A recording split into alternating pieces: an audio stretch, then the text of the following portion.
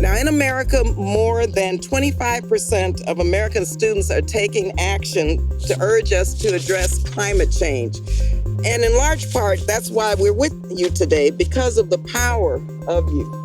In order to effectively act on our changing climate, young people need education on its causes, consequences, and possible solutions. We have to be concerned about the disproportionate impact of climate on those living in poverty and, of course, our younger generation.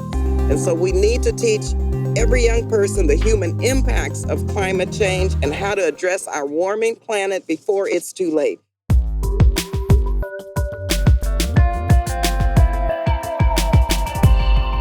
My name is Jonah Gottlieb. I'm the Executive Director of the National Children's Campaign.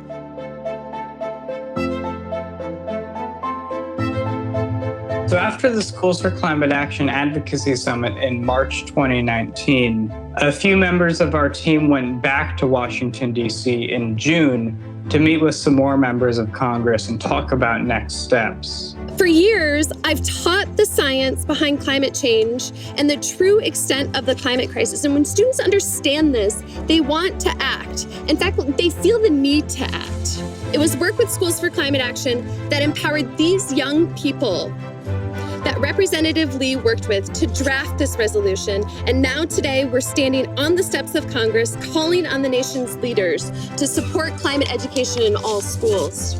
With this resolution and the future of climate education, we must empower the youth to shape the policy we need for a livable future. Thanks, Jim. Thank you. This resolution, it started out with just some kids, talking to their school board and getting that passed, and then some kids going to Capitol Hill and having a couple conversations. The public can have a huge influence on what actually happens inside this huge marble building. It's not as unachievable as people think it is. And it sounds like representatives are willing to work with us. Oh, yeah, definitely. They want to work with us. If young people vote in those kind of numbers, they can change history. I think the climate strikes actually really demonstrated just how effective both internal and external activism can be. In the same week that we were working with members of Congress and actually introducing legislation that was helpful, we were also hosting these massive strikes. Adults in this crowd say they are listening. I have goosebumps because I have never seen this many people at a march in New York City before. That's what we need to get through the climate crisis. External pressure of organizing and of taking to the streets, making sure that everyone is voting to show elected officials, hey, we'd love to work with you.